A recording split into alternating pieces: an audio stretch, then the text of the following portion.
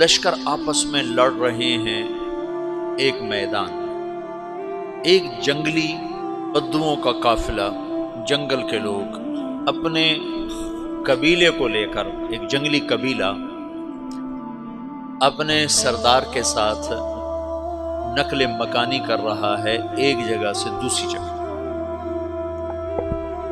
اللہ کا نظام کہ یہ لوگ چلتے چلتے چلتے اس وادی میں پہنچ گئے جہاں جنگ ہو رہی ہے، دو لشکر آپس میں لڑ رہے ہیں۔ جب یہ وہاں پہنچتے ہیں تو ایک لشکر کے قدم اکھڑ رہے ہیں اور دوسرا غالب آ رہا ہے۔ ان کو نہیں پتا شکست کھانے والے کون ہیں اور فتح پانے والے کون ہیں، ان کو نہیں پتا۔ اس جنگلی قبیلے کے سردار کا نام بھی تغرل ہے، تغرل۔ تو یہ سردار کہتا ہے جو شکست کھا رہے ہیں ان کی مدد کرو، کچھ پتہ نہیں کون ہے، کہتا جو شکست کھا رہے ہیں ان کی مدد کرو۔ تو 400 وحشی جنگلیوں نے فاتح لشکر کے پیچھے حملہ کر دیا۔ وہ تو ایک کافی ہوتا تھا، 400 دوڑ دوڑ جب تلواریں پڑیں تو چند لمحوں میں نقشہ بدل گیا، بھاگنے والے جم گئے اور جمنے والے بھاگ پڑے۔ جب جنگ ختم ہوئی تو شکست خوردہ لشکر کے بادشاہ نے ان کو بلایا، اسے پوچھتا ہے مجھے جانتے ہو میں کون ہوں؟ کہا نہیں۔ کہا تو تم نے میری مدد کیوں کی؟ کہا انسانی ہمدردی کی وجہ سے، تمہیں شکست ہو رہی تھی اس لیے تمہاری مدد کی۔ اور اس نے اپنا تعارف کرایا، میں ہوں سلیمان سلجوقی ترکی کا بادشاہ۔ مسلمانوں کا لشکر تھا اور تاتاریوں سے شکست کھا رہا تھا، تاتاری فتح پا رہے تھے، مسلمان شکست کھا رہے تھے۔ تو وہ اللہ کی غیبی مدد بن کر آئے۔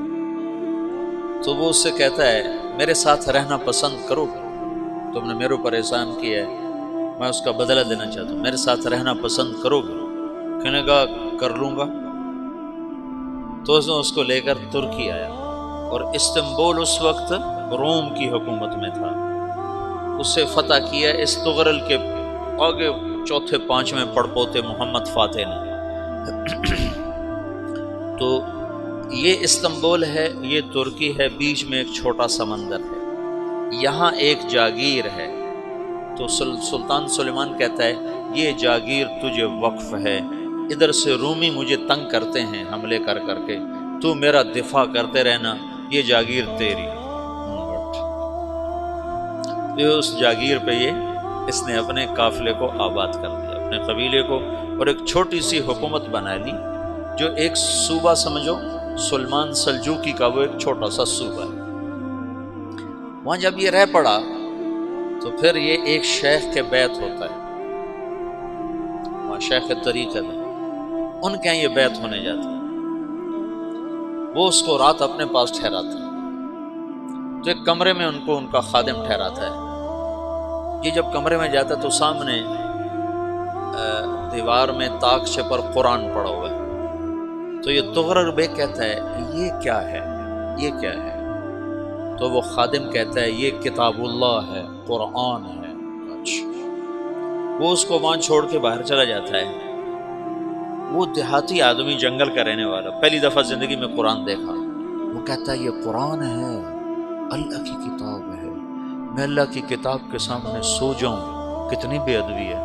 تو اس نے اسے قرآن اٹھایا اور سر پہ رکھا اور کھڑا ہو گیا، ساری رات قرآن سر پہ رکھ کے کھڑا رہا۔ رات کے پچھلے پہر اس کو خواب آیا، کھڑے کھڑے اس نے دیکھا کہ اس کی پشت سے ایک چاند نکلا اور شیخ کی بیٹی کے سینے میں جا کے اتر گیا۔ پھر اس لڑکی کے سینے سے ایک درخت نکلا جو پھیلتے پھیلتے پھیلتے 3 بر اعظم پہ چھا گیا، افریقہ پر، یورپ پر، ایشیا۔ پھر اس کی آنکھ کھل گئی، وہ کھڑا ہوا ہے۔ تو اس نے صبح یہ خواب اپنے شیخ کو سنایا، تو انہوں نے اپنی بیٹی اس کے نکاح میں دی تھی۔ اس بیٹی سے ایک بچہ پیدا ہوا، تغرل بیگ نے اس کا نام رکھا عثمان۔ عثمانی ترک نام سنو، جو میں نے کل بتایا تھا کہ 1924 میں وہ خلافت ختم ہوئی، تو ایک بیٹا پیدا ہوا عثمان نے پھر ایک نئی اسلامی حکومت کی بنیاد رکھی جو 1924 تک چلتی رہی، کوئی 800 سال یہ حکومت چلی۔